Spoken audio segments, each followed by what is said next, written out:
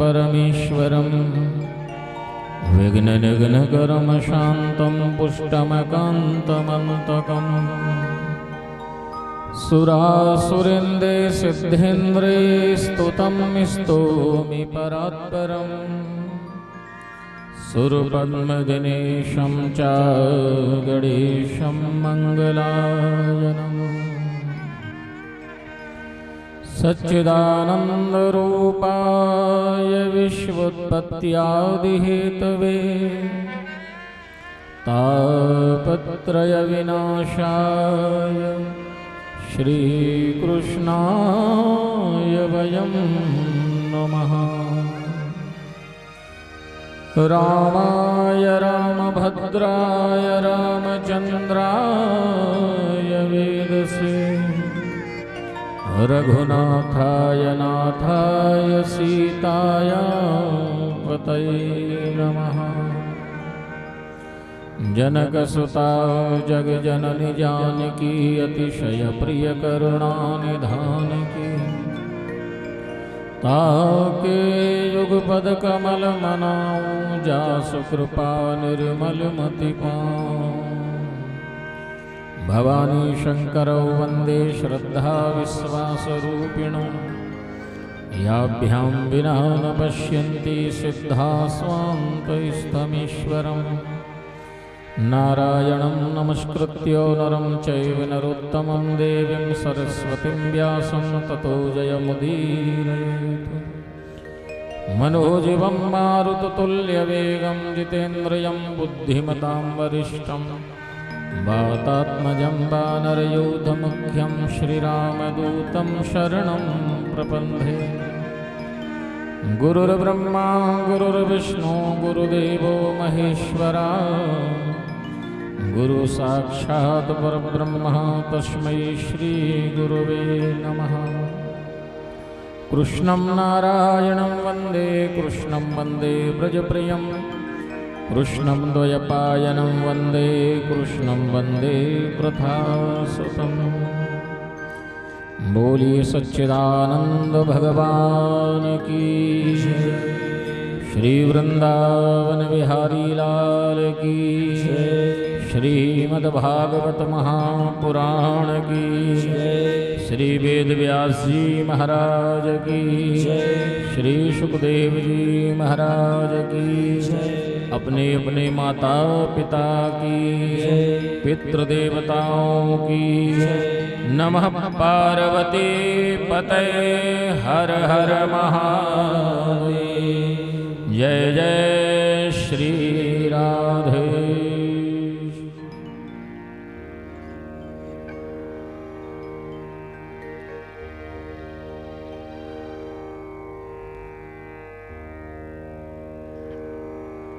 अखिल ब्रह्मांड नायक भगवान श्री कृष्णचंद्र ब्रजचंद्र महाराज के परम अनुग्रह स्वरूप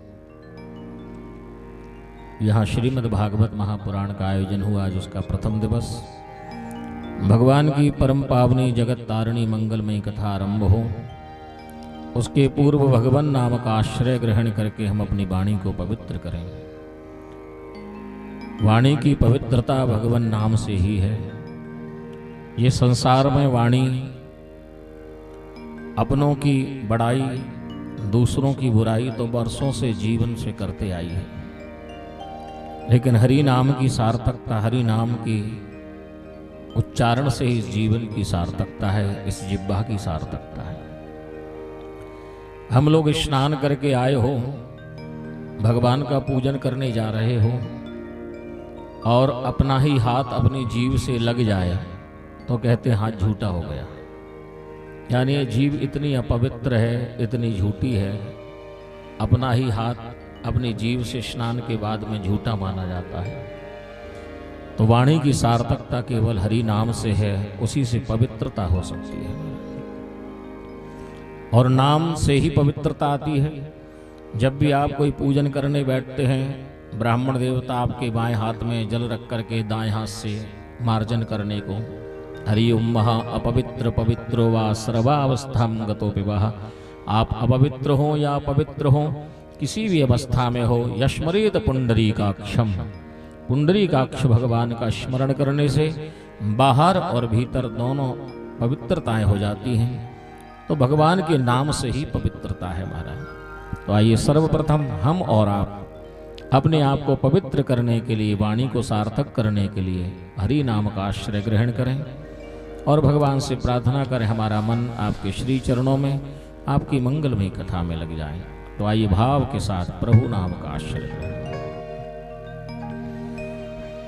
गोपाल राधा कृष्ण गोविंद गोविंद, गोपाल राधा कृष्ण गोविंद गोविंद, गोपाल राधा कृष्ण गोविंद गोविंद, गोपाल राधा कृष्ण गोविंद गोविंद, गोपाल राधा कृष्ण गोविंद गोविंद, गोपाल राधा कृष्ण गोविंद गोविंद, कृष्ण गोविंद गोविंद, कृष्ण गोविंद गोविंद, गोविंद गोविंद, कृष्ण गोविंद गोविंद, कृष्ण गोविंद गोविंद, कृष्ण गोविंद गोविंद, कृष्ण गोविंद गोविंद, कृष्ण गोविंद गोविंद, गोपाल राधा कृष्ण गोविंद गोविंद, गोपाल राधा कृष्ण गोविंद गोविंद, गोपाल राधा कृष्ण गोविंद गोविंद, गोपाल राधा कृष्ण गोविंद गोविंद, गोपाल राधा कृष्ण गोविंद गोविंद, गोपाल राधा कृष्ण गोविंद गोविंद, कृष्ण गोविंद गोविंद, राधे गोविंद गोविंद, गोविंद गोविंद, राधे गोविंद गोविंद, कृष्ण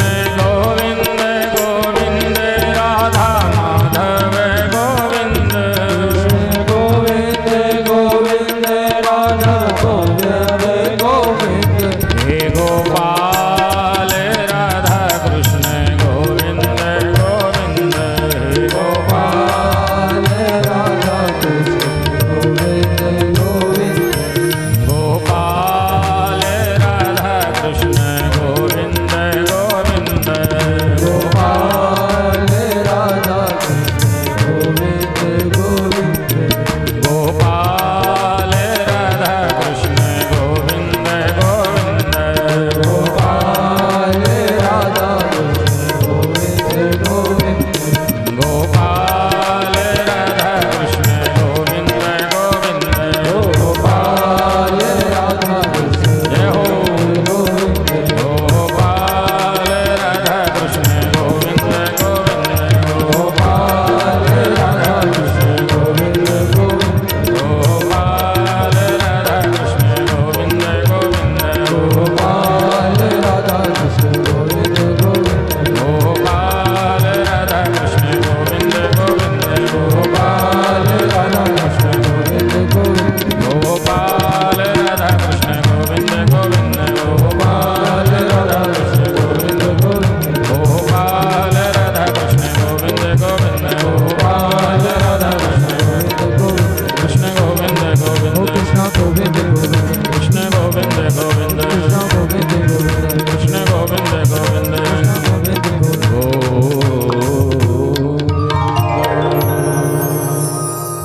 बोलिए गोपाल कृष्ण भगवान की जय। जय जय जय राधा रमण, जय जय नवल किशोर, जय गोपी चित चोर प्रभु, जय जय माखन चोर।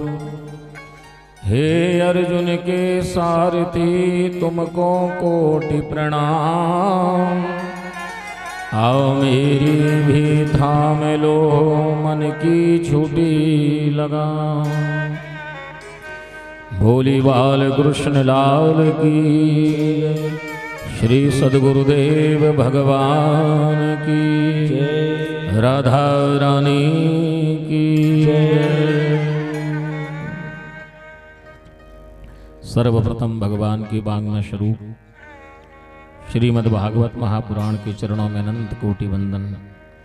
भगवान बांके बिहारी के चरणों में अनंत कोटि वंदन। सभी ब्राह्मण देवताओं को वंदन करते हुए सभी भक्तों के हृदय में विराजमान परमात्मा को वंदन और सभी भक्तों का स्वागत है। आज भगवान की बड़ी विशेष कृपा हुई है। श्रीमद् भागवत महापुराण साक्षात भगवान का श्री विग्रह स्वरूप है। भगवान जब परम धाम जा रहे थे, उद्धव जी भगवान से कहने लगे, गोविंद मुझे भी साथ ले चलो। भगवान ने कहा, नहीं प्यारे, तुम मेरे साथ नहीं जा सकते हो। उद्धव जी ने कहा, प्रभु मैं आपका इतना प्रिय हूं, फिर क्यों नहीं साथ जा सकता हूं। भगवान ने कहा, उद्धव तुम्हारे और मेरे आने जाने में बहुत बड़ा अंतर है। मैं अपनी इच्छा से आता हूं और तुम कर्म के बंधन में बंध करके आते हो।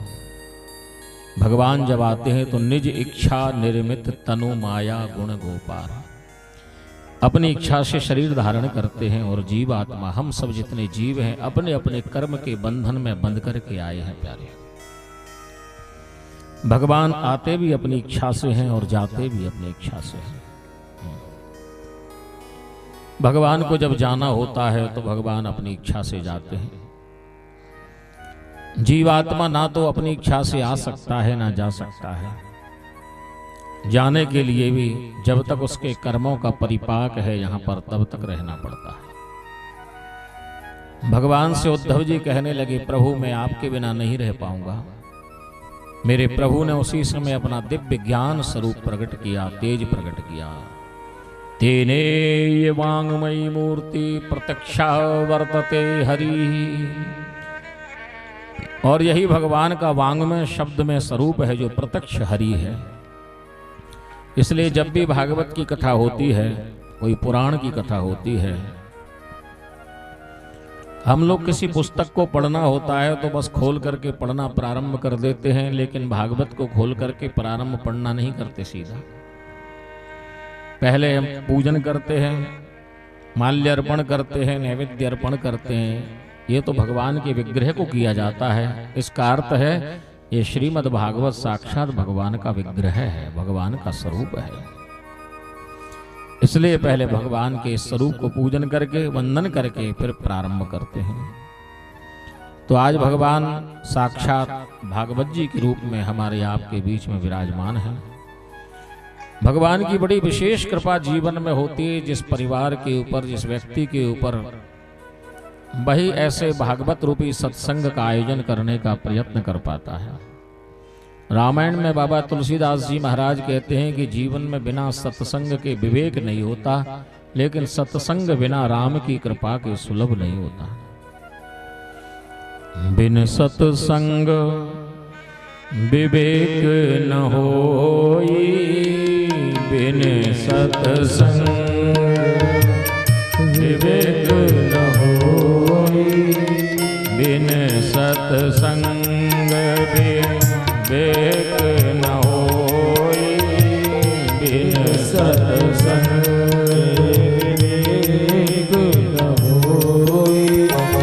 राम कृपा बिन सुलभ न सोई, राम कृपा बिन सुलभ न सोई। बिन सत्संग विवेक न होई, बिन सत्संग विवेक न होई, बिन सत्संग विवेक न होई, बिन सत्संग विवेक न होई। राम कृपा बिन सुलभ न सोई, राम कृपा बिन सुलभ न सोई। राम कृपा बिन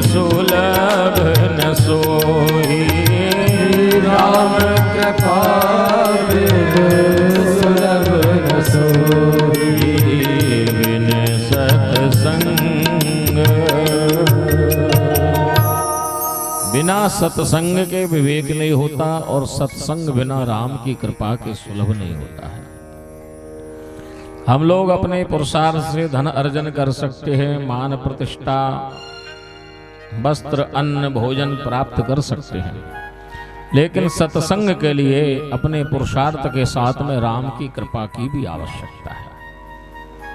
कोई समझे कि कोई धनवान व्यक्ति धन जिसके पास हो वो भागवत का या कोई सत्संग का आयोजन कर सकता है।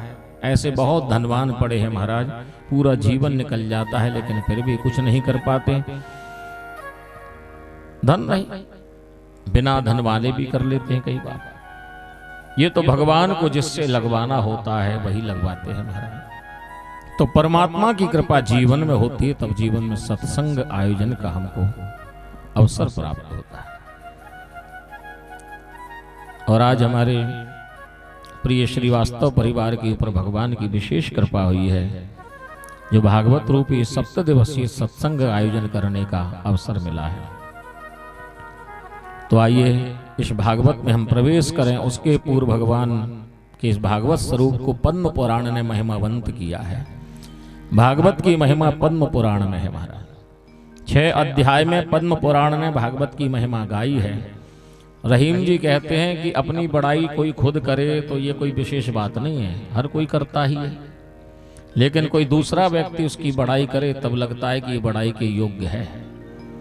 बड़ो बड़ाई ना करे, बड़े न बोले बोल, रही मन हीरा कब कहे, लाख टका मेरा मोल।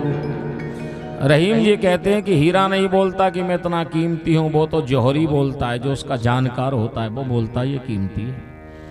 इसलिए पद्म पुराण में अपनी महिमा स्वयं नहीं महाराज, ये भागवत में अपनी महिमा स्वयं नहीं, पद्म पुराण ने महिमा गाई है 6 अध्याय में।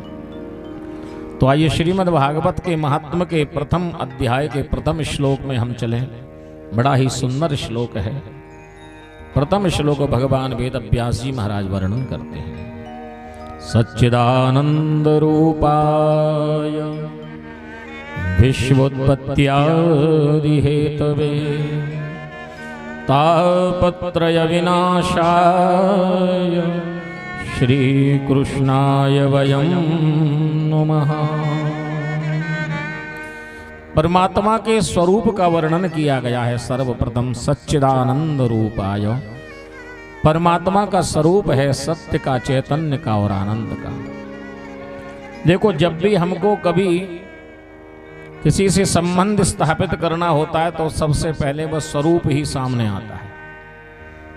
आप व्यवहार जगत में भी देखें, आपको अपने बेटे बेटी का संबंध किसी से करना हो तो सबसे पहले उसी को देख करके तो विचार आता है कि हाँ दिखता ठीक है, और स्वरूप जब ठीक लग जाता है तो फिर आगे की बात करते हैं। तो भगवान के स्वरूप का वर्णन किया गया है। कैसे भगवान बोले सच्चिदानंद रूपाय। परमात्मा के लिए सबसे पहले शब्द आ जाए कि परमात्मा सत्य है। रामचरितमानस में बाबा तुलसीदास जी महाराज भी यही कहते हैं, उनसे पूछो कि धर्म क्या है, बोले धर्म न दूसर सत्य समाना, सत्य ही धर्म है। और दूसरे पुराणों में चलो महाराज,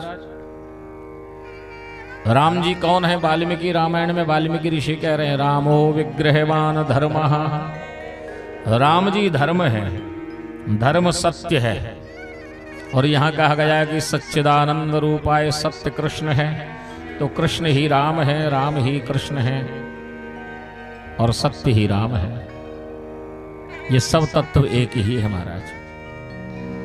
तो सर्वप्रथम शब्द है सत्य। गुरुदेव नानक भी कहते हैं सतनाम एक वाहे गुरु। वाहे गुरु वो भी एक सतनाम की ही व्याख्याएं करते हैं। तो सर्वप्रथम शब्द है श्रीमद् भागवत के महात्मा का, परमात्मा सत्य है। और सत्य की परिभाषा ये है, कई बार आज सब पढ़े लिखे लोग हैं, परिभाषा पूछते हैं कि सत्य का मतलब क्या है, परिभाषा क्या है सत्य की, किसे हम सत्य कहें। सत्य की सबसे बड़ी परिभाषा यह है कि सत्य तीनों काल में रहता है। और दूसरी बात है कि सत्य कभी परिवर्तित नहीं होता है। पहले भी था, आज भी है, आगे भी रहेगा, वही सत्य है। यहां पर भी है और जहां से हम आए हैं वहां पर भी है, वो सत्य है। सत्य सर्वपक्षीय होता है, सर्वदेशीय होता है। एक तो हर समय रहता है और हर स्थान पर रहता है, इसलिए परमात्मा को सत्य कहा गया है। हम लोग यहाँ पर बैठे हैं, यहाँ भगवान हैं, लेकिन अपने घर से हम आ गए तो इसका अर्थ ये नहीं कि घर में भगवान नहीं है। घर में भी भगवान है, यहाँ भी भगवान है, लेकिन हम अपने घर से आ गए हैं, इसका अर्थ है कि अब हम घर में नहीं हैं, यहाँ बैठे हैं क्योंकि, और घर चले जाएंगे तो यहाँ नहीं रहेंगे। परमात्मा सत्य है, तीनों काल में रहता है, हर समय रहता है, हर पक्ष में रहता है, वही सत्य है हमारा। पहले भी थे, आज भी हैं, आगे भी रहेंगे। हम पहले नहीं थे और आगे नहीं रहेंगे। एक बार मैं ऐसी कथा बोल रहा था तो किसी नौजवान ने, तार्किक अच्छी बात है, तर्क करना बुरी बात नहीं है, लेकिन कुतर्क करना बुरी बात है। तर्क करना बुरी बात नहीं। उसने तर्क करके कहा, महाराज आप बोल रहे थे कि कल हम नहीं थे और आज हैं, कल नहीं रहेंगे। हम तो कल भी थे और आज भी और कल भी रहेंगे। मैंने कहा बात अच्छी है कि आप कल थे, आपको मालूम है, लेकिन कल का भरोसा नहीं है, लेकिन फिर भी आप कहते हो तो मान लेते हैं प्यारे। लेकिन बहुत गहराई में जाओ तो जैसे हम कल थे वैसे आज नहीं है, और जैसे आज हैं वैसे कल नहीं रहेंगे। लग जरूर रहा है कि हमने दर्पण में देखा था कि कल भी ऐसे ही दिख रहे थे और आज भी ऐसे ही दिख रहे हैं, लेकिन 10 वर्ष पुराना फोटो उठा करके देखोगे तब पता लगेगा और ये हम इतना परिवर्तन हो गया शरीर में। 10 साल पहले ऐसे दिखते थे हम, ऐसे से ऐसे कब होगा ये पता नहीं लगा महाराज, कोई एक दिन में थोड़ी हुए। प्रत्येक क्षण महाराज जीवन में परिवर्तन हो रहा है, प्रत्येक क्षण परिवर्तन हो रहा है। आपने घड़ी को देखा हो, दीवाल घड़ी को ध्यान से देखना, उसमें 3 कांटे होते हैं, सुइयां होती हैं। एक सुई सेकंड वाली होती है जो आपको चलती हुई दिखती है, 1 मिनट वाली होती है जो बहुत गौर से देखोगे तो हिलती हुई दिखती है, थोड़ी सी सरकती है, और 1 घंटे वाली सुई होती है, 1 घंटे में 1 से 2 पर जाती है, बहुत गौर से देखोगे तब भी सरकती हुई नहीं दिखेगी, बहुत ध्यान से देखोगे तब भी। लेकिन अगर वो ना आगे बढ़ती होती तो फिर परिवर्तन कैसे होता है। दीपक में तेल डाल दीजिए और दीप प्रज्वलित कर दीजिए, आप कितनी भी आंख गड़ा करके देखोगे आपको लगेगा नहीं कि दीपक में तेल कम हो रहा है, लेकिन बहुत देर बाद, तब थोड़ी देर बाद देखोगे तो लगेगा हाँ कम हो गया थोड़ा। प्रत्यक्ष आपको कम होता हुआ दिखेगा नहीं। इसी तरह हमारे जीवन की प्रत्येक आयु की श्वास कम होते होते जा रही है, खत्म हो रही है प्यारे। शरीर में भी परिवर्तन हो रहा है लेकिन दिखता नहीं है। परमात्मा में कोई परिवर्तन नहीं होता हमारा। भगवान पहले थे जैसे आज भी हैं और आगे भी रहेंगे। त्रेता में राम जी आए थे, आज कलयुग में भी श्री राम जी के दर्शन कई भक्तों को हुए हैं।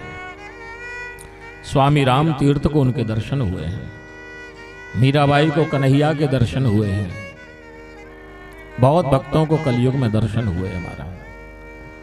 परमात्मा पहले थे, त्रेता में आए थे, अब नहीं है, अभी भी हैं। और राम जी त्रेता में थे, यही नहीं है, राम जी तो त्रेता के पहले भी थे महाराज, इसका भी प्रमाण है। आप देखिए वाल्मीकि ऋषि का चरित्र आता है रामचरितमानस में। वाल्मीकि जी महाराज के आश्रम में श्री राम जी गए हैं और उस समय वाल्मीकि जी वयोवृद्ध हैं, बूढ़े हैं, राम जी की युवावस्था है। और वाल्मीकि जी जब पहले डाकू थे, उनके बारे में कहा जाता है ना, डाकू थे उल्टा नाम जपत जग जाना, वाल्मीकि भय ब्रह्म समाना। तो वाल्मीकि जी जब डाकू थे तब तो युवावस्था थी, उनकी जवान थे, तब तो राम जी का अवतार ही नहीं हुआ था हमारा। तो एक किन राम नाम की उन्होंने आराधना करी, राम का तो अवतार ही नहीं हुआ था जब भी युवावस्था में थे, तभी तो राम नाम जपा उन्होंने महाराज। इसका अर्थ है राम जी का जो अवतार नहीं हुआ था त्रेता में, उसके पहले भी श्री राम थे। राम अनादि है महाराज, राम वो है जो सबके भीतर रमा हुआ है, और जो भीतर रमा हुआ वो राम जब निकल जाता है तो फिर कुछ नहीं बच पाता प्यारे। परमात्मा सत्य है, यह वर्णन किया गया है। दूसरा है परमात्मा चैतन्य है, सत चित आनंद। हम और आप चैतन्य नहीं है प्यारे, ये हमारे अंदर जो चैतन्यता है ये उधारी की चैतन्यता है, परमात्मा की दी हुई चैतन्यता है, उसी के अंश के कारण चैतन्यता है। ईश्वर अंश जीव अविनाशी, और ये चैतन्यता हमारे भीतर है उन परमात्मा की। और जब ये चैतन्यता निकल जाती है तो अपने आप को सब कुछ कहने वाला खुद कुछ नहीं रह जाता है। जब तक रहती है तब तक बोलता है मैं ऐसा, मेरे पास इतना धन, मेरे पास ये पद, मेरे पास ये बल, मैं इतना सुंदर। ये तब तक ही है महाराज जब तक वो चैतन्यता है। जिस दिन निकल गई उस दिन घर के लोग ही कहेंगे, भैया फोन कर करके पूछेंगे रिश्तेदार कितने बजे ले जाओगे। कोई भरोसा नहीं है, फिर नहीं आएंगे। एक संत ने बड़ी प्यारी बात कही है, कभी किसी के सानिध्य में रह करके हमको निर्भयता का अनुभव होता है। किसी बेटे को पिता के साथ में, बेटे बेटी को माँ के साथ में, पत्नी को पति के साथ में निर्भयता का अनुभव होता है। कैसे भी हो लेकिन अगर साथ में है तो निर्भयता लगती है। लेकिन जब कभी वो चैतन्यता भीतर से निकल जाती है महाराज, अकेले बैठने में डर लगता है पास में। शरीर तो वैसा का वैसा ही रखा है, फिर क्या निकल गया इसके भीतर से? वही चैतन्यता परमात्मा है, वही परमात्मा चैतन्य है। ये संसार जड़ है और जड़ संसार में परमात्मा की चैतन्यता से ही चैतन्यता है। तीसरा परमात्मा का स्वरूप है, परमात्मा आनंद रूप है। हम संसार में जितने भी लोग हैं सब सुख की खोज में लगे हुए हैं, और याद रखना जहां पर सुख है वहां पर दुख भी है। जहां जीवन है वहां मृत्यु है, जहां आकाश है वहां पृथ्वी है, जहां अंधकार है वहां प्रकाश भी होगा। एक दूसरे के विरुद्धार्थी अर्थ और शब्द वाले हैं सभी। जहां सुख है वहां दुख भी है। परमात्मा को सुख स्वरूप कभी नहीं कहा गया, परमात्मा को आनंद स्वरूप कहा गया है। सुख बाहर की अनुभूति है, आनंद भीतर की अनुभूति है। ऐसा महापुरुष कहते हैं कि साहित्य में आनंद का विरोधी कोई शब्द नहीं है। सुख का विरोधी तो शब्द है दुख है, आनंद का विरोधी कोई शब्द नहीं है।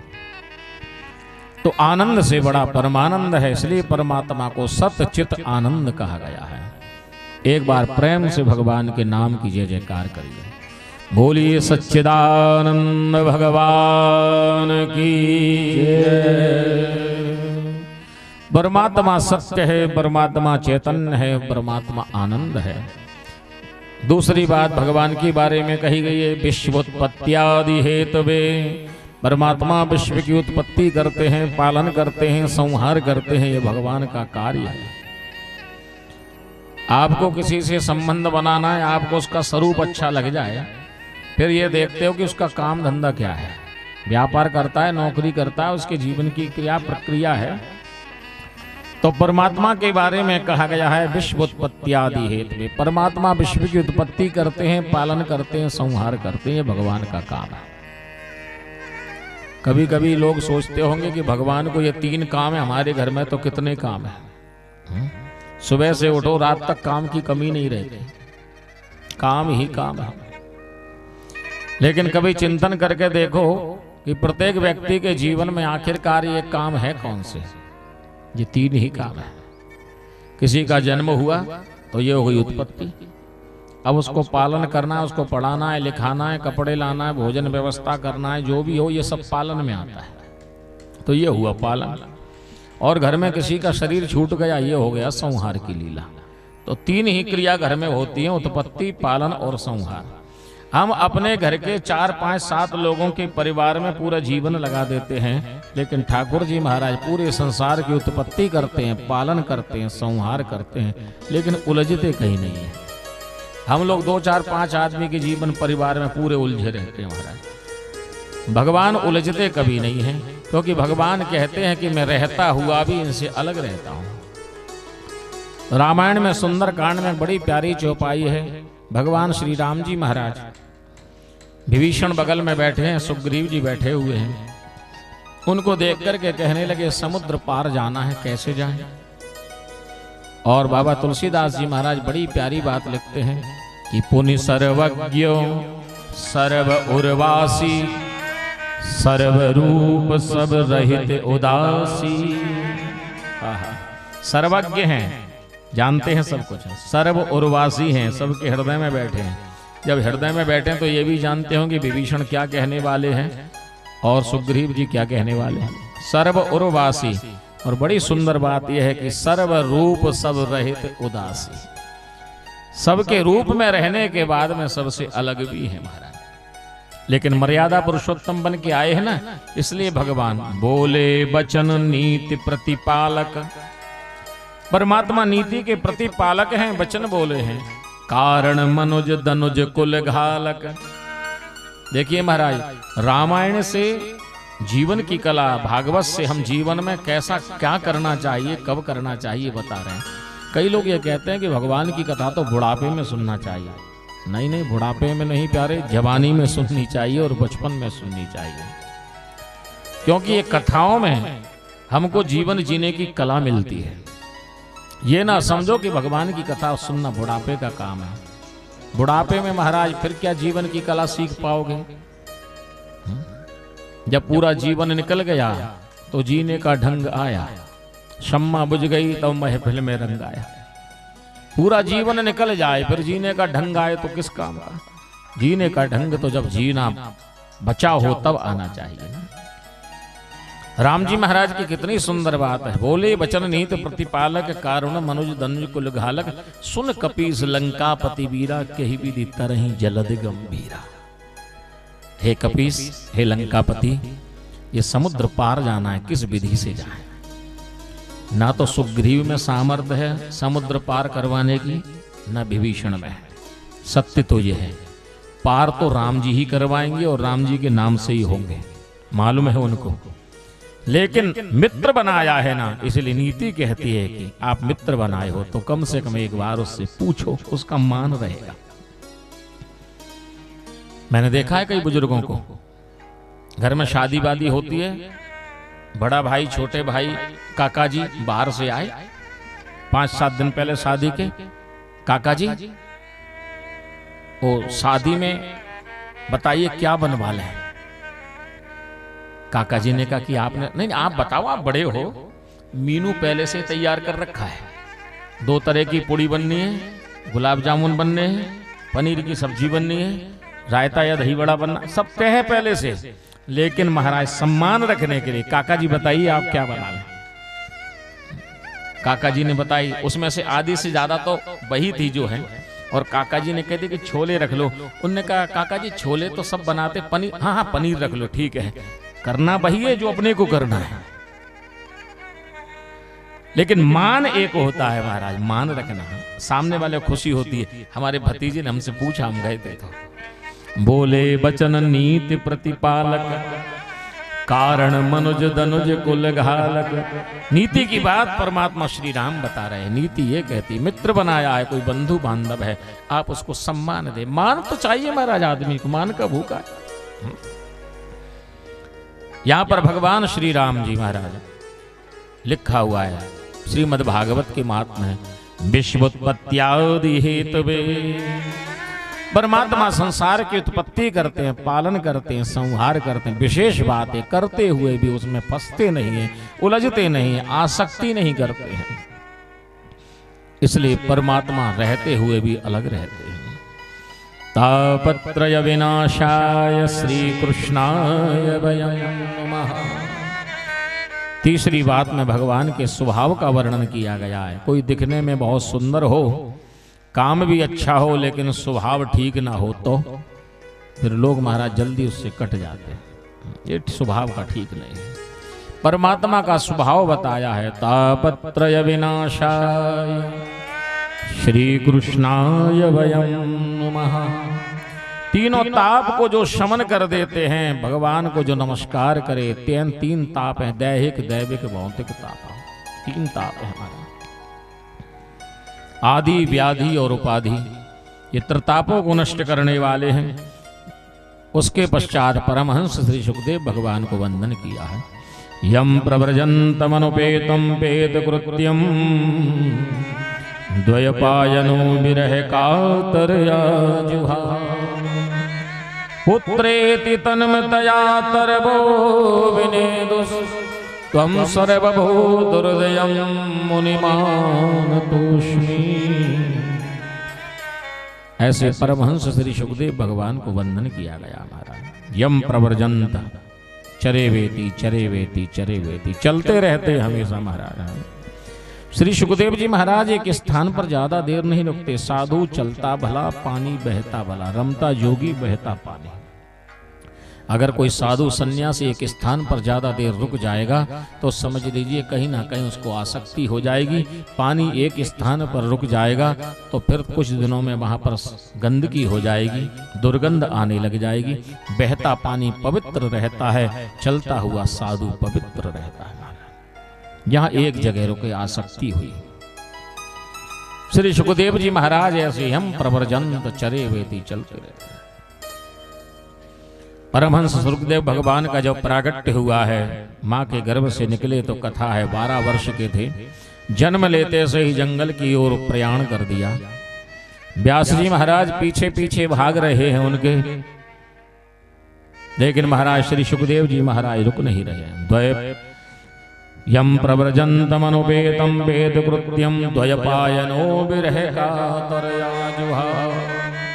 विरह में आतुर होकर के कातर भाव से जो है पुत्र रुक जा, पुत्र रुक जा, लेकिन नहीं रुक रहे हैं। पुत्रेति तन्मतया तरवो, पुत्र के विरह में दौड़ रहे हैं, लेकिन पुत्र तो नहीं रुका। वृक्षों में से आवाज आई, कहां जा रहे हो व्यास जी? हमें देखिए, बालक संसार का कल्याण करने के लिए जा रहा है। हमारे ऊपर कोई पत्थर मारता है तब भी फल देते हैं, कोई सींचता है तब भी फल देते हैं। आपका ये पुत्र तो संसार के कल्याण के लिए जा रहा है, आप इसका मोह त्याग कीजिए। संत बिटप सरिता, संत वृक्ष और सरिता ये कल्याण के लिए होते हैं, जगत के कल्याण के लिए होते हैं, अपने लिए नहीं जीते। वृक्ष कभी खुद फल नहीं खाता, सरिता स्वयं पानी नहीं पीती है। ये जगत के संत भी स्वयं सुख नहीं भोगता, तप करके संसार का कल्याण करता है। विश्वामित्र जी महाराज श्री राम लक्ष्मण जी को लेने के लिए गए, यज्ञ करना है। उनको यज्ञ की क्या आवश्यकता महाराज, वो उनके पास इतना तेज है कि उनको तो कोई नहीं सता सकता, लेकिन यज्ञ करने में विक्षेप करते हैं। यज्ञ संसार के कल्याण के लिए है, इसलिए महाराज राजा के पास गए। असुर समूह सतावहि मोहि, मैं निप्रजाचन आयऊं तो ही। ये असुर समूह सताते हैं यज्ञ करते में मुझे, इसलिए आपके पास राम लक्ष्मण को लेने आया हूं। ये संसार के कल्याण के लिए संत रहते हैं। वृक्षों ने ज्ञान प्रदान किया, व्यास जी महाराज चले गए। कथा आती है नैमिषारण्य की पावन भूमि में बड़े बड़े ऋषि एकत्र हुए हैं। शौनकादि ऋषि भी वहां पर विराजमान हैं। श्री सूत जी महाराज बैठे हैं। नैमिषे सूतमासीनम अभिवाद्य महामतिम, कथायमरदर्श्वाद कुशला शौनको ब्रवीत। अज्ञान ध्वांत विध्वंस कोटि सूर्य समप्रभा, सूताख्याय कथा सारम मम कर्ण रसायनम। श्री सूत जी महाराज नैमिषारण्य की पावन भूमि में बटवृक्ष के नीचे बैठे हुए हैं। शौनक आदि 88,000 ऋषि एकत्र हुए हैं। ऐसा वर्णन है, बहुत वर्षों से कथा श्रवण कर रहे हैं। पुराणों में कथा थी कि 1000 वर्ष का ज्ञान यज्ञ का आयोजन किया गया था। 1000 वर्ष का ये सत्र था महाराज। बड़े बड़े ऋषि बैठे कथा सुन रहे हैं महाराज। और आए शौनकादि ऋषि बोल पड़े, महाराज कथा बहुत सुन ली हमने, अब हम कथा नहीं, हम कथा सार सुनना चाहते हैं। सूताख्यायी कथा सारम मम कर्ण रसायन। हे श्री सूत जी महाराज, आपका ज्ञान करोड़ों सूर्य के समान है, हमारा अज्ञान अंधकार के समान है। एक किरण सूर्य की हमारे ऊपर भी पड़ जाए ज्ञान की, हमारा उद्धार हो जाए। हम कथा सार श्रवण करना चाहते हैं। श्री सूत जी महाराज बड़ी सुंदर बात बोलते हैं। काल व्याल मुख ग्रास त्रास निर्णाश हेतवे, श्रीमद्भागवतम शास्त्रम कलोकीरेण भाषितम। काल व्याल मुख त्रास, आहा, काल रूपी व्याल के मुख के हम सब ग्रास बने हुए हैं। आपने कभी वर्षा ऋतु में एक देखा होगा, शहरों में कम मिलता है, गांव में देखने मिल जाता है। किसी सर्प ने मेंढक को पकड़ लिया है, ऐसा पकड़ लेता है, 2 पैर उसके पीछे उसके मुंह में आ गए। अच्छा, मेंढक उछलता है, इसलिए सर्प उसको धीरे धीरे फिर अपने श्वास से खींचता है। लेकिन उसी समय मेंढक के सामने कोई कीट पतंग आ जाता है तो मेंढक उछल करके उसको पकड़ने का प्रयास करता है। यह भूल जाता है कि मैं फंसा हुआ हूं इसके मुंह में। यही जीवात्मा की स्थिति। काल व्याल मुख ग्रास। हम सब जितने जीव हैं सब काल के व्याल रूपी ग्रास में मुख में पड़े हुए हैं और जा चुके उसके मुंह में। पक्की बात है। और नहीं मानते हो तो खुद ही स्वीकार करते हो कई बार। जैसे कोई 50 वर्ष का हो गया और जन्मदिन आया, क्यों भैया आज कितने साल के हो गए? बोले हम 50 के हो गए। खुद ही कह रहा है 50 के हो गए, यानी 50 गए। जो जीवन था हमारा उसमें से 50 चले गए, यानी उतने काल के मुंह में जा चुके हैं। काल के ग्रास में जा चुके हैं हमारे। अब जितने आगे के बच्चे हैं वो पता नहीं है, 50 तो पक्के जा चुके हैं। परमहंस श्री सुखदेव जी महाराज के वंदन के बाद में श्री सूत जी महाराज वर्णन करते हैं, काल रूपी व्याल के मुख में 100 पड़े हुए हैं। श्रीमद् भागवत ये कलयुग में पापों से बचाने वाला ग्रंथ है। राजा परीक्षित कथा श्रवण कर रहे थे, उसी समय आकाश के देवता पधारे हैं। कहने लगे महाराज हम आपके लिए अमृत लेकर के आए हैं। परीक्षित जी ने पूछा अमृत क्यों लाए हो? कहने लगे आपकी मृत्यु होने वाली है, 7वें दिन तक्षक सर्प डस लेगा, आप अमृत पी लीजिए। श्री सुखदेव जी महाराज को प्रणाम करके परीक्षित जी ने कहा महाराज देवता अमृत लाए। श्री सुखदेव जी महाराज ने पूछा अमृत लाए हो तो ऐसे ही मुफ्त में देने आए हो कि इसके बदले में कुछ चाहते हो? देवता बोले महाराज इसके बदले में कुछ चाहते हैं। सुखदेव जी को मालूम था कि ये बिना बदले में देंगे नहीं, बिना स्वार्थ के कौन आएगा महाराज अमृत जैसी चीज देने। महाराज बाजार में जाओ तो जहर भी कोई फ्री में नहीं देता, अमृत कहां से देगा? उसके भी पैसे लगते। विष भी नहीं मिलता मुफ्त में, तो अमृत कहां से मिलेगा? ये देवता जो है आए हैं और महाराज पुराणों में तो भरा पड़ा है, वैसे तो सब स्वार्थी हैं। एक बार भगवान शंकर से पूछा महाराज संसार में लोग कैसे हैं? बोले सब स्वार्थी हैं। बोले सभी? बोले बिल्कुल सभी। शंकर भगवान बोले हैं रामायण में, सुर नर मुनि सबकी यही रीति, सुर नर मुनि सबकी यही रीति, स्वार्थ लाग करहीं सब प्रीति, स्वार्थ लाग कर सब प्रीति, सुर नर मुनि सबकी यही रीति, सुर नर मुनि सबकी यही रीति, स्वार्थ लाग करहीं सब प्रीति, स्वार्थ लाग कर सब प्रीति, गुरु पित मात बंधु प्रभु नाही,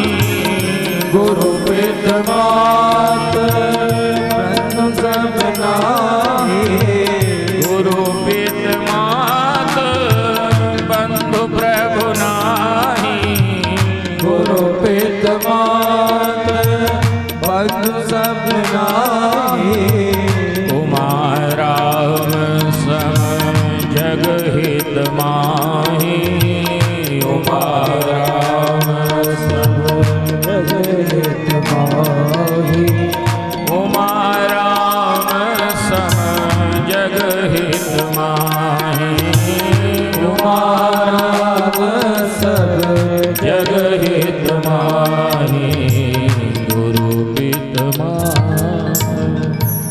सुर नर मुनि सबकी यही रीति। भगवान शंकर बोल रहे हैं पार्वती जी से, संसार में ऐसा कोई नहीं है जो बिना स्वार्थ के प्रेम करे महाराज। स्वार्थ लाग कर ही सब प्रीति।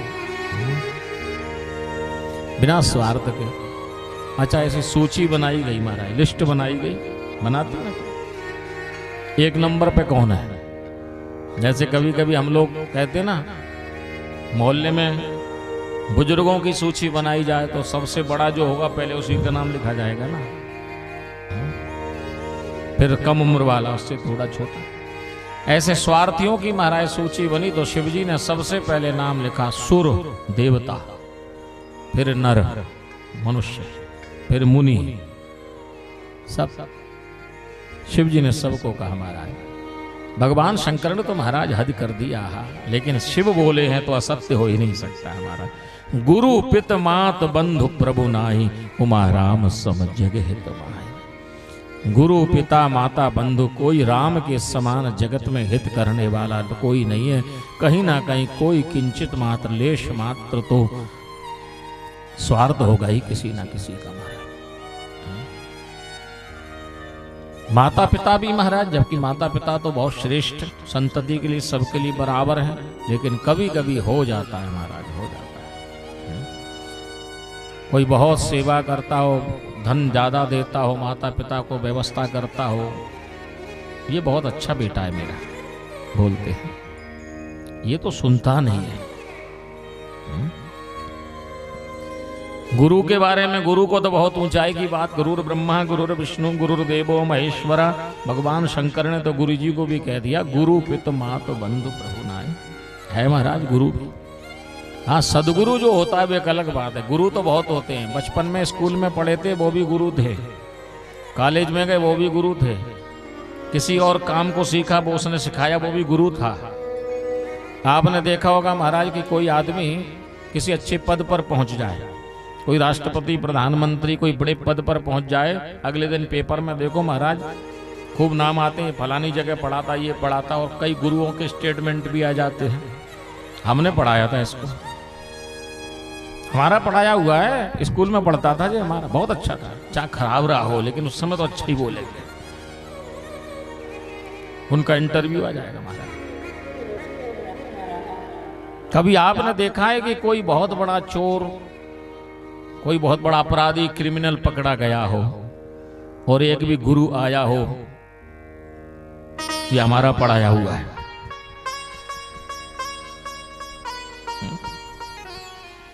कोई नहीं बोलेगा। कहीं ना कहीं महाराज नाम है उसका, इसलिए या बदनामी हो जाएगी इसलिए सामने नहीं है। इसलिए भगवान शंकर बोल रहे हैं, गुरु पित मात बंधु प्रभु नाही, उमा राम सम जगे हित माही। राम के समान जगत में हित करने वाला संसार में कोई नहीं। स्वार्थ है हमारा। ये देवता पधारे, देवताओं ने अमृत का कलश दिया। सुखदेव भगवान ने पूछा, ऐसे ही दे रहे हो? बोले नहीं महाराज, इसके बदले में एवं विनिमये जातो सुधाराज्ञ प्रपीयताम् प्रपश्यामो वयं सर्वे श्रीमद्भागवतम् अमृतम्। हम इस अमृत के बदले में श्रीमद् भागवत अमृत चाहते हैं। भागवत को कथा अमृत कहा जाता है, राम कथा को, भागवत कथा को, भगवान की कथाओं को अमृत कहा जाता है। ये भागवत अमृत है, भागवत की कथा अमृत के ये अमृत हमको प्रदान कर रहे हैं। इसके बदले में देवलोक का अमृत ले लें। परीक्षित जी महाराज से उन्होंने कहा, बदलना चाहते हो? परीक्षित जी ने कहा, महाराज बदलना तो तब पड़ता है किसी चीज को जब दोनों की कीमत पता हो। पहले विनिमय, यहां भी लिखा हुआ एवं विनिमय जातो सुधाराज्ञो प्रपीयता।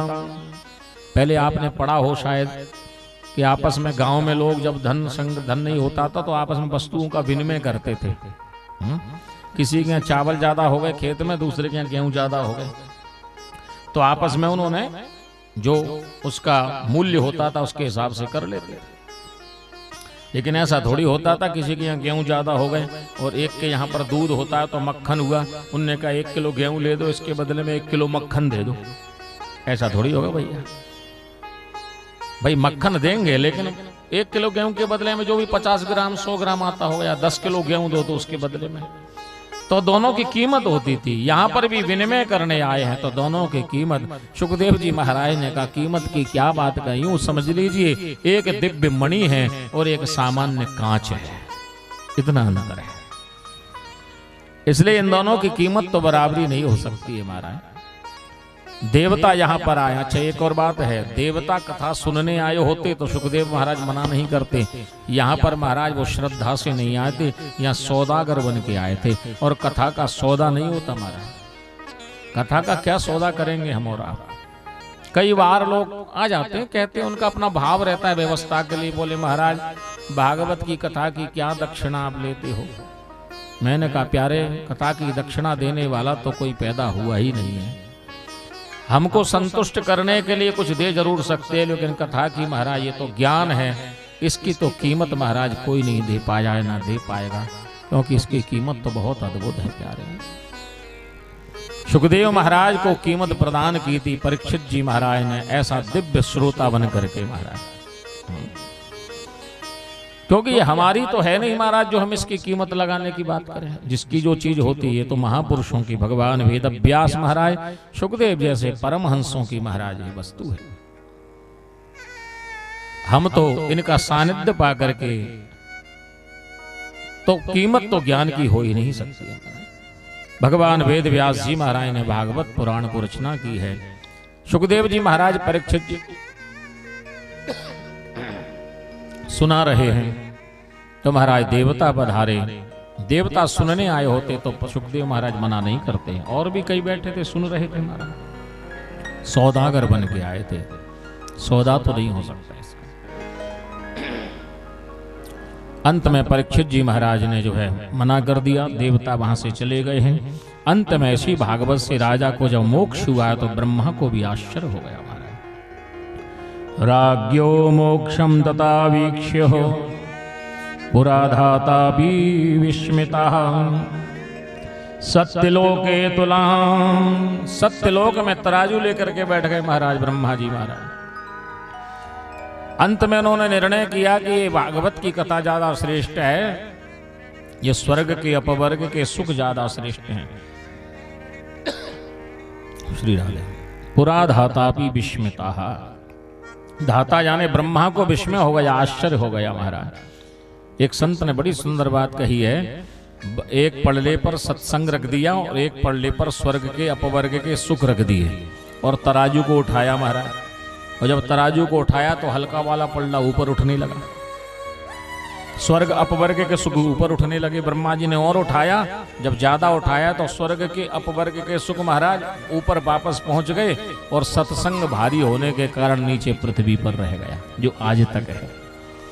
देवताओं के पास सत्संग का सुख नहीं है महाराज स्वर्ग लोक में। देवताओं की तो छोड़ो, भगवान शंकर जब कभी कथा कहते हैं तो सुना तो देते हैं, लेकिन भोले बाबा को कभी सुनने की इच्छा होती है तो इस पृथ्वी पर ही आना पड़ता है महाराज।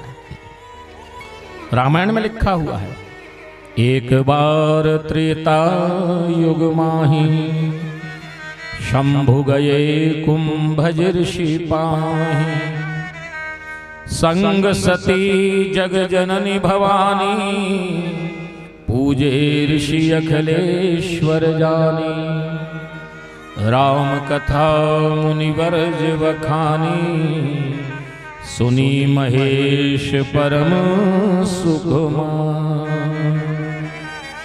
एक बार त्रेता युग माई शंभु गए कुंभज ऋषि पाए, अगस्त ऋषि के पास आए। राम कथा ऋषि ने सुनाई, भोले बाबा ने सुनी, पृथ्वी पर आए हैं भगवान शंकर, कुंभज के आश्रम में आए हैं। तो ये सत्संग भगवत कथा तो स्वर्ग में भी नहीं है प्यारे, ये तो भगवान के, ये केवल पृथ्वी पर ही भगवान की कथा का आनंद है। श्री सूत जी महाराज वर्णन करने लगे। ब्रह्मा जी महाराज को आश्चर्य हुआ है। ऋषियों ने प्रश्न किया है सूत जी से, भगवान एक बात बताइए, भागवत की कथा आई कैसे है, कहां से आई है। श्री सूत जी महाराज कहने लगे, सर्वप्रथम तो भगवान ने ही इस कथा को प्रकट किया है, भगवता प्रोक्तम, भगवान ने प्रकट किया है। भगवान ने सृष्टि रचना के समय ब्रह्मा जी को सुनाया और ब्रह्मा जी महाराज ने अपने पुत्र सनत कुमार जी को, सनत कुमार जी ने नारद जी को, नारद जी ने व्यास जी को, व्यास जी ने श्री सुखदेव जी को और श्री सुखदेव जी ने परीक्षित जी महाराज को, और उस समय सबने श्रवण कर लिया महाराज। यानी भगवान से आई है ये कथा। जैसे भगवान का अवतार होता है ना, उतरने को अवतार कहते हैं। संस्कृत का शब्द है अवतरणिका। अवतरणिका यानी सीढ़ी। भगवान ऊपर से नीचे उतरते हैं, उसको अवतार कहते हैं। ये कथा भी तो ऊपर से नीचे ही उतरी है। भगवान से ब्रह्मा जी से सनत कुमार जी, नारद जी, व्यास जी, सुखदेव जी, परीक्षित जी, तो ऊपर से नीचे ही उतरी है भागवत भी। इसलिए भागवत भी भगवान का एक अवतार है महाराज, इसलिए भागवत को भगवान कहते हैं। एक बार भागवत भगवान की जय जयकार करें। बोलिए भागवत भगवान की जय। दोनों हाथ उठा करके राधे राधे बोले, जिससे थोड़ी बहुत नींद बीन आ रही हो, थोड़ा बहुत आलस्य आ रहा हो तो चला जाए। मुझे मालूम है आज कलश यात्रा के बाद में थोड़ा सा हो सकता है देर से भोजन प्रसादी पाई हो। भाव से दोनों हाथ उठा करके एक बार राधे राधे बोल, राधा रानी की जय। भगवान के अवतार हैं श्रीमद् भागवत महापुराण महाराज। प्रश्न किया है भगवान, ये नारद जी भगवान ने ब्रह्मा जी को सृष्टि रचना के समय सुनाई। ब्रह्मा जी के प्रथम पुत्र सनत कुमार जी हैं, उन्होंने सुना दी प्रेम के वश में। लेकिन महाराज एक बात बताइए, नारद जी और सनत कुमार जी दोनों के दोनों भगवान के ब्रह्मा जी के पुत्र हैं, दोनों परम संत हैं, परम ज्ञानी हैं। एक ऋषि को दूसरे ऋषि से कथा सुनने की आवश्यकता क्यों पड़ गई? तब महाराज सनत कुमार, तब जो है श्री सूत जी महाराज कहने लगे, नारद जी एक बार पृथ्वी पर पधारे हैं और विभिन्न जो है क्षेत्रों में भ्रमण करते करते महाराज भारतवर्ष की भूमि में पधारे। गुजरात में पहुंचे, दक्षिण में पहुंचे, उत्तर में पहुंचे, सब जगह नारद जी ने ज्ञान, भक्ति और वैराग्य के दर्शन किए हैं। कहीं पर भक्ति जीर्ण है तो कहीं पर भक्ति पुष्ट है, कहीं ज्ञान जीर्ण है, कहीं वैराग्य जीर्ण है। नारद जी तो परम संत है, नारद जी महाराज तो अंदर की बात जानते हैं। देखिए ये कथा, भागवत की कथा दो भाषाओं में चल रही है महाराज। एक भाषा तो प्रत्यक्ष सामने दिख रही है और एक है समाधि भाषा की कथा। समाधि भाषा का अर्थ ये होता है कि हम आंख बंद करें तब समाधि लगती है। भगवान शंकर ही कथा के सर्वप्रथम वाचक हैं, तो शिवजी महाराज मानो नेत्र बंद करके एक कथा समाधि की कहते हैं और एक कथा इतिहास रूप में प्रकट कहते हैं। तो समाधि का अर्थ है कि भीतर की कथा है, ये भीतर की कथा है। तो मानो ये बात यहाँ पर वर्णन की गई है कि ये शरीर ही वृंदावन है, शरीर ही हरिद्वार है, शरीर ही बद्रीनाथ है। शास्त्रों में कहा गया है कि जो इस ब्रह्मांड में है वही इस पिंड में भी है। अगर किसी ने पिंड की साधना कर ली तो ब्रह्मांड की शक्तियों के दर्शन उसको होने लगते हैं। हमारा योग शास्त्र में इसका वर्णन है। हमारा पिंड की साधना कर ली आपने, इसको अपनी जिस भी अपनी इंद्रियों को वश में कर लिया, उस इंद्रियों से आपको वो शक्तियों के दर्शन होने लग जाएंगे। यहां पर वर्णन किया गया है महाराज, भगवान के जो है परम भक्त नारद जी महाराज भ्रमण करते करते आए हैं और नारायण नाम का उच्चारण करके पधार रहे महाराज। आइए नारद जी के साथ हम भी चले। नारायण नारायण श्रीमन्नारायण नारायण नारायण नारायण नारायण श्रीमन्नारायण नारायण नारायण नारायण श्रीमन्नारायण नारायण नारायण नारायण। सभी गाइए भाव से। नारायण श्रीमन्नारायण नारायण नारायण। भजमन नारायण नारायण नारायण। ओ भजमन नारायण नारायण नारायण। भजमन नारायण नारायण नारायण। भजमन नारायण नारायण नारायण। लक्ष्मी नारायण लक्ष्मी नारायण। सत्य नारायण नारायण नारायण।